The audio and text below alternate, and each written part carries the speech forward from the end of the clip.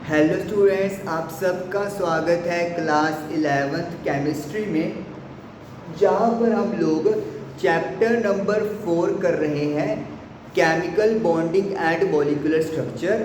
और आज हम लोग जो थ्योरी यहाँ पर डिस्कस करेंगे उसका नाम है VSEPR, the valence shell electron pair repulsion theory. इस थ्योरी में जैसे नाम से ही क्लियर लग रहा है कि हम लोग किसकी बात करेंगे, वैलेंस शेल की, यानी सबसे आउटर मोस्ट शेल की, और उसके अंदर प्रेजेंट इलेक्ट्रॉन के पेयर्स की, और जो उनमें रिपल्शन हो रही है उसके बेसिस पे। तो मतलब कि वैलेंस शेल में जो इलेक्ट्रॉन्स के पेयर मौजूद हैं उनमें जो रिपल्शन हो रही है उसकी वजह से जो थ्योरी उभर के सामने आई उसे बोलते हैं VSEPR थ्योरी। हमने पहले जो था वो लुईस कंसेप्ट पढ़ा था, अगर आप लोगों को याद हो, जिसमें हमने ऑक्टेट रूल वगैरह की बात की थी, ड्रॉबैक्स भी हमने देखी थी। लेकिन लुईस कंसेप्ट क्या था कि ये जो शेप है मॉलिक्यूल्स की उसे एक्सप्लेन नहीं कर पाया। लुईस कंसेप्ट से हम लोग मतलब मॉलिक्यूल की शेप क्या होगी वो हमें नहीं पता चल रही थी, लेकिन इस थ्योरी से हमें थोड़ा सा ज़्यादा अच्छे तरीके से कंसेप्ट क्लियर हुआ। अब इसमें क्या चीज़ है, वैलेंस शेल में सबसे पहले तो हमें जो वैलेंस शेल की हम लोग बात कर रहे हैं वो हम लोग सेंट्रल एटम की बात करेंगे। सेंट्रल एटम का मतलब क्या होगा, जैसे कि सपोज करो आपके पास कार्बन डाइऑक्साइड है, तो यहाँ पे जो कार्बन है वो सेंट्रल एटम होगी। जैसे अमोनिया है NH3, तो यहाँ पर जो नाइट्रोजन है वो सेंट्रल एटम होगी। तो मैं जो वैलेंस शेल के इलेक्ट्रॉन पेयर्स की बात करूँगा और रिपल्शन की जो बात करूँगा वो सेंट्रल एटम से जुड़ी हुई बात होगी। अब सेंट्रल एटम में हमारे पास क्या हो सकता है, इलेक्ट्रॉन पेयर दो टाइप के हो सकते हैं। एक तो हो सकता है उन्होंने किसी के साथ बॉन्डेड यानी कि बॉन्डिंग की हो, जैसे कि मैं आपको सिंपल एग्जांपल देता हूँ। यहाँ पर वाटर की अपन बात करते हैं H2O की। ऑक्सीजन के पास आपको पता है वैलेंस शेल में 6 इलेक्ट्रॉन्स होते हैं और हाइड्रोजन के पास 1 इलेक्ट्रॉन होता है, तो ये भी इसके साथ कनेक्टेड है, ये इसके साथ कनेक्टेड है। तो सेंट्रल एटम के पास ये आप देख सकते हो, ये इलेक्ट्रॉन्स कौन से हैं, बॉन्डेड हैं, यानी कि किसी ना किसी दूसरी एटम से ये जुड़े हुए हैं। और एक हमारे पास होते हैं non bonded electron pairs. Non bonded जैसे कि ये हो गया, इसको हम लोग बोलते हैं नॉन बॉन्डेड, इन्होंने किसी के साथ बॉन्डिंग नहीं की हुई। तो सेंट्रल एटम के पास दो टाइप के इलेक्ट्रॉन पेयर्स होंगे, एक हो सकता है बॉन्डेड, किसी के साथ उन्होंने बॉन्ड बना रखा हो, और एक होगा नॉन बॉन्डेड जिसमें किसी के साथ उनकी बॉन्डिंग नहीं है। तो अब यहाँ पर अगर हम लोग बात करेंगे, 3 टाइप की रिपल्शन आप लोग देखते हो। 3 टाइप्स ऑफ रिपल्शन कौन कौन सी है। सबसे पहली या सबसे ज़्यादा जो रिपल्शन है वो होती है लोन पेयर के बीच में। लोन पेयर के बीच की जो रिपल्शन है वो सबसे ज़्यादा होगी, क्योंकि दे आर नॉन बॉन्डेड होने की वजह से वो सेंट्रल एटम के पास रहेंगे ज़्यादा, और इसीलिए उनमें रिपल्शन ज़्यादा होगी। फिर उसके बाद जो रिपल्शन है वो होगी लोन पेयर बॉन्ड पेयर के बीच में, जैसे कि ये लोन पेयर हो गया और ये बॉन्ड पेयर हो गया, तो इनके बीच में जो रिपल्शन है वो दूसरे नंबर पर आएगी। और लास्टली जो रिपल्शन है वो होगी बॉन्ड पेयर। इनमें रिपल्शन इन तीनों में अगर कंपेयर करेंगे तो सबसे कम आपको मिलती है। तो आप 3 टाइप के रिपल्शन देख रहे हो, लोन पेयर बॉन्ड पेयर और बॉन्ड पेयर की रिपल्शन। अब हमारे पास यहाँ पर क्या चीज़ है, 3 टाइप की रिपल्शन हमने पढ़ लिया। सेंट्रल एटम के पास पेयर कौन कौन से हो सकते हैं इलेक्ट्रॉन्स के, बॉन्डेड भी हो सकते हैं और नॉन बॉन्डेड भी हो सकते हैं। तो इसी तरीके से हम लोग जो मॉलिक्यूल्स हैं उनको 2 कैटेगरीज में डिवाइड करते हैं। मॉलिक्यूल्स को हम लोग दो कैटेगरी में डिवाइड करेंगे। पहली कैटेगरी में क्या आएगा, जब सेंट्रल एटम के पास कोई भी नॉन बॉन्डेड इलेक्ट्रॉन पेयर नहीं होगा, यानी कि जितने भी इलेक्ट्रॉन के पेयर बन रहे हैं ऑल आर बॉन्डेड, सब ने बॉन्डिंग की हुई है, नॉन बॉन्डेड में कोई भी इलेक्ट्रॉन पेयर मौजूद नहीं है।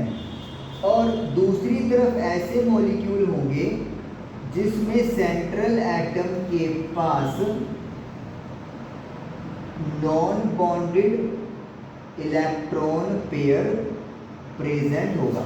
देखिए बॉन्डिंग पेयर तो दोनों में ही होगी, चाहे ये वाले चाहे ये वाले, लेकिन जो नॉन बॉन्डेड इलेक्ट्रॉन पेयर है वो कुछ मॉलिक्यूल्स में नहीं होते, कुछ में होते हैं। इसकी भी एग्जांपल अभी क्लियर कर देता हूँ। जैसे मेरे पास वाटर है तो आप देख सकते हो यहाँ पे नॉन बॉन्डेड इलेक्ट्रॉन पेयर की मौजूदगी है, तो इसकी एग्जांपल तो हो गई वाटर, दैट इज H2O। अब मुझे नो बॉन्डेड इलेक्ट्रॉन पेयर की बात करनी है। मैं यहाँ पे कार्बन डाइऑक्साइड की बात कर लेता हूँ। आपको पता है कार्बन के पास टोटल 4 बैलेंस इलेक्ट्रॉन्स होते हैं, तो आप देख सकते हो, और ये ऑक्सीजन के इलेक्ट्रॉन हो गए। आप देख सकते हो कार्बन के 4 इलेक्ट्रॉन्स बॉन्डेड है, तो यानी कि कोई भी नॉन बॉन्डेड इलेक्ट्रॉन पेयर है ही नहीं है। तो ये बड़ा इफेक्ट करता है कि बॉन्डेड पेयर है या नॉन बॉन्डेड पेयर है, शेप उसके ऊपर डिपेंड करती है, रिपल्शन का असर यहाँ पे देखने को मिलता है। तो अभी तक हमने क्या देखा VSEPR थ्योरी में कि सेंट्रल एटम के पास इलेक्ट्रॉन पेयर बॉन्डेड भी होते हैं और नॉन बॉन्डेड इलेक्ट्रॉन पेयर भी हो सकते हैं। 3 टाइप की रिपल्शन है, लोन पेयर की रिपल्शन सबसे ज़्यादा, लोन पेयर बॉन्ड पेयर की थोड़ी कम, और बॉन्ड पेयर की सबसे कम रिपल्शन होती है। 2 टाइप के मॉलिक्यूल्स हम लोग रीड कर लेंगे इस कैटेगरी से। एक में सेंट्रल एटम के पास कोई नॉन बॉन्डेड इलेक्ट्रॉन पेयर नहीं है, और एक सेंट्रल एटम के पास नॉन बॉन्डेड इलेक्ट्रॉन पेयर की मौजूदगी है। अब इसी के बेसिस पे पहले हम लोग करने वाले हैं ऐसे मॉलिक्यूल्स को डिस्कस जिनके पास कोई नॉन बॉन्डेड इलेक्ट्रॉन पेयर नहीं है। चलिए, हमारी बुक में पहले हमने उन मॉलिक्यूल्स की बात करनी है जिनके पास नॉन बॉन्डेड इलेक्ट्रॉन पेयर की गिनती कितनी है, 0, यानी कि जितने भी इलेक्ट्रॉन पेयर्स हैं ऑल आर बॉन्डेड, सभी बॉन्डेड हैं। तो पहले हमें उन्होंने दिया है 2, यानी कि कितने इलेक्ट्रॉन पेयर्स होंगे, 2 प्रेजेंट होंगे। तो जो अरेंजमेंट है इलेक्ट्रॉन के पेयर का वो क्या होगा, लीनियर होगा। और अगर हम लोग इसको रिप्रेजेंट करें तो ये ऐसे बनेगा जैसे कि A आपकी सेंट्रल एटम है, और आप देख सकते हो 2 आपके पास बॉन्डेड पेयर है, नंबर ऑफ इलेक्ट्रॉन पेयर्स 2 है, और दोनों की दोनों ही क्या है, बॉन्डेड है। एग्जाम्पल हमें दी हुई है इन्होंने बेरिलियम क्लोराइड और एक मर्क्यूरिक क्लोराइड, तो ये आप 2 एग्जाम्पल्स दे सकते हैं। आगे देखिए, नंबर ऑफ इलेक्ट्रॉन पेयर्स अगर 3 है तो यहाँ पे जो शेप है वो बनेगी ट्रायगोनल प्लैनर। लीनियर में जो एंगल है मतलब लाइक दिस, ये जो एंगल है वो 180 डिग्री बनेगा, और ट्रायगोनल प्लैनर में जो एंगल है वो 120 डिग्री बनेगा। हमारी एनसीईआरटी में प्रॉपरली दिया हुआ है, तो आप वहाँ से भी इसको देख सकते हो। और जो ज्योमेट्री है ट्रायगोनल प्लैनर की वो आपकी इस तरीके से बनी है। ए जो है वो सेंट्रल एटम हो गई, और बी इसके साथ 3 एटम्स हैं जो आपके सामने शेयर्ड पेयर ऑफ इलेक्ट्रॉन्स बना रही हैं। यू कैन क्लियरली सी 1, 2 और ये 3। तो ये ट्रायगोनल प्लैनर है। ए के पास कोई भी नॉन बॉन्डेड इलेक्ट्रॉन पेयर नहीं है, और इसकी एग्जाम्पल है बोरॉन ट्राईफ्लोराइड BF3। उसके बाद है 4th वन जिसमें शेप है टेट्राहेड्रल, यानी कि अगर मेरे पास नंबर ऑफ इलेक्ट्रॉन पेयर्स की गिनती 4 है और चारों की चारों ही बॉन्डेड हैं, तो फिर इसमें शेप बनेगी टेट्राहेड्रल और जो एंगल है वो 109.5 डिग्री हमारे पास बनेगा। और इसकी एग्जांपल इन्होंने हमें दी हुई है methane and ammonium ion NH4 positive. इन्होंने शेप भी बना के दिखाई हुई है 3D, पर मैं बोर्ड पे बनाऊंगा तो ज़्यादा कॉम्प्लिकेटेड हो जाएगा, टाइम भी वेस्ट होगा। आप बुक से रेफर कर सकते हो। एंगल याद रखी हुई है चीज़ का। अब अगर मेरे पास इलेक्ट्रॉन पेयर्स की गिनती 5 हो तो फिर जो शेप है वो क्या बनेगी, ट्रायगोनल बाई पिरामिडल। और जो इसमें एंगल्स हैं वो हमारे पास दो टाइप के एंगल बनेंगे, एक 90 डिग्री का एंगल बनेगा और एक 120 का एंगल बनेगा। और ये PCl5 इसकी एक एग्जाम्पल हमारे पास हो गई है। ओके, उसके बाद हमारे पास है ऑक्टाहेड्रल, जिसमें आपके पास इलेक्ट्रॉन पेयर की गिनती टोटल 6 है और 6 के 6 ये क्या होंगे, बॉन्डेड होंगे, कोई लोन पेयर नहीं मौजूद। और इसकी एग्जाम्पल SF6 हमें दी हुई है। और इसमें जो एंगल है वो सारे के सारे 90 डिग्री का एंगल बनाएंगे सेंट्रल एटम के साथ। यहाँ पर क्या हो रहा है, दो आपके बनाएंगे यहाँ पर एंगल 90 डिग्री का और 3 एंगल बनाएंगे 120 डिग्री का। अब हम लोग करने वाले हैं इसी को डिस्कस, लेकिन अब हमारे पास नॉन बॉन्डेड इलेक्ट्रॉन पेयर की मौजूदगी होगी और आप देखोगे कि शेप पे उसकी वजह से क्या फ़र्क पड़ा है। ओके, तो सबसे पहले शुरुआत होगी 3 वाले से। 2 वाले के लिए कोई भी यहाँ पे नहीं है कि एक बॉन्डेड और एक नॉन बॉन्डेड, ऐसा कुछ नहीं है। 3 में क्या चीज़ है, 3 में हमारे पास है 2+1, यानी कि दो तो हो गए हैं बॉन्डेड पेयर और एक है लोन पेयर, यानी कि 3 में से 2 के तो शेयरिंग हो रही है और एक जो है वो नॉन बॉन्डेड के स्टेटस में है। तो इसका जो शेप है वो बन जाएगा बेंट शेप। तो यानी कि ट्रायंगल प्लानर से जो शेप है वो किस में बदल गया, बेंट शेप में बदल गया। क्या वजह हुई, क्योंकि एक जो पेयर है वो चला गया है नॉन बॉन्डेड, किसी के साथ उसका कोई बॉन्ड नहीं बना। अगर ये केस हो जाए आगे 4 के लिए, 4 के लिए पहला केस है 3+1। 3+1 का मतलब है 3 है बॉन्डेड पेयर और एक है लोन पेयर। तो इसमें जो शेप है वो बनेगी ट्रायंगल पिरामिडल। साथ में एग्जाम्पल भी लिखते रहते हैं। जो बेंट शेप है उसकी एग्जाम्पल के लिए है SO2 sulphur dioxide and ozone.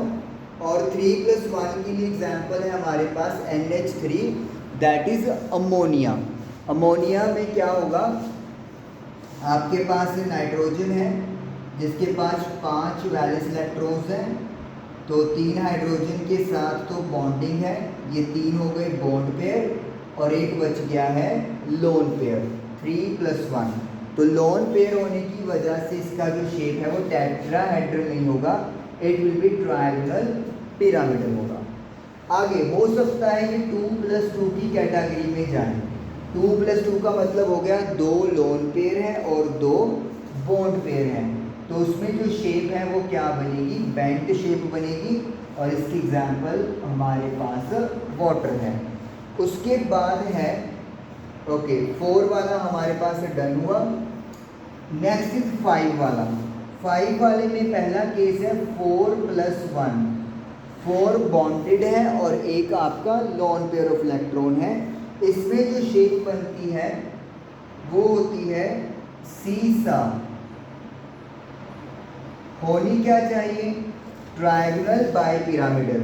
लेकिन वो तब है जब all 5 electron pairs are bonded. लेकिन अगर 4 चले गए बॉन्डेड में और एक चला गया नॉन बॉन्डिंग में तो शेप हो जाएगी सीसा, और इसकी एग्जाम्पल है SF4। उसके बाद है 3+2, यानी कि 3 हो गए बॉन्डेड और 2 हो गए लोन पेयर, और इसकी जो शेप बनेगी वो बनेगी टी शेप। और हमारे पास इसकी एग्जाम्पल दी हुई है क्लोरो डाइफ्लोराइड, ट्राइफ्लोराइड सॉरी। उसके बाद 5 ओके 3+2 भी खत्म हो गया। फिर आते हैं 6 वाले पर, 5+1, 5 बॉन्डेड और एक लोन पेयर, और इसका जो है शेप होगा स्क्वायर पिरामिड। इसकी एग्जाम्पल है BRF5। तो 5 तो है बॉन्डेड पेयर और एक चला गया लोन पेयर, और उसके बाद है 4+2, 4 बॉन्डेड है 2 लोन पेयर हैं, और इसका जो शेप बनेगा वो बनेगा square planar, that is XEF4। तो इस तरीके से आप लोगों के पास अगर परफेक्ट बॉन्डिंग नहीं है तो जो आप शेप है वो देख रहे हो चेंज हो जाती है, और इसको अपन डिस्टॉर्टेड शेप बोलते हैं, क्योंकि लोन पेयर का इफेक्ट होने की वजह से जो हम लोग एंगल्स देखते हैं वो एंगल्स की वैल्यू कम हो जाती है, और उसी वजह से जो शेप है उसमें चेंज आ जाता है। तो ये थे कुछ मॉलिक्यूल्स जिनके पास एक या एक से ज़्यादा लोन पेयर ऑफ इलेक्ट्रॉन्स हैं। ओके, उसके बाद आप नेक्स्ट पेज अगर आप अपने एनसीईआरटी का देखोगे तो आपको वहाँ पे कुछ एग्जांपल्स दिखाई देंगी, जैसे अमोनिया की, वाटर की, कि लोन पेयर की वजह से उनके एंगल्स किस तरीके से कम हो रही हैं। इनका साथ में रीज़न भी दिया हुआ है कि लोन पेयर की ज़्यादा रिपल्शन होती है, लोन पेयर बॉन्ड पेयर की कम होती है, बॉन्ड पेयर की उससे कम होती है। तो ये अपने आप को उस सिचुएशन, उस पोजीशन पे रखते हैं जहाँ पे रिपल्शन इनके बीच में सबसे कम होती है। एक और बात जो इम्पॉर्टेंट है, सपोज करें अगर एटम्स के बीच में डबल बॉन्ड बन रहा है लाइक दैट, तो आप इसको डबल नहीं काउंट करोगे, इसको सिंगल पेयर ही काउंट करते हो। ये इस थ्योरी की पॉइंट है कि अगर डबल या ट्रिपल बॉन्ड बन भी रहा है उसे आप सिंगल बॉन्ड ही कंसिडर करोगे। तो जैसे एक एग्जांपल दी है अगली पेज पे SO2 की, SO2 सल्फर डाइऑक्साइड की, सल्फर और ऑक्सीजन के बीच में डबल बॉन्ड है, और सल्फर के ऊपर आप देख सकते हो एक लोन पेयर भी है। तो इसे एक माना है, इसको भी उन्होंने एक माना है। तो इसका मतलब है कितने हो गए हमारे पास ये 2+1।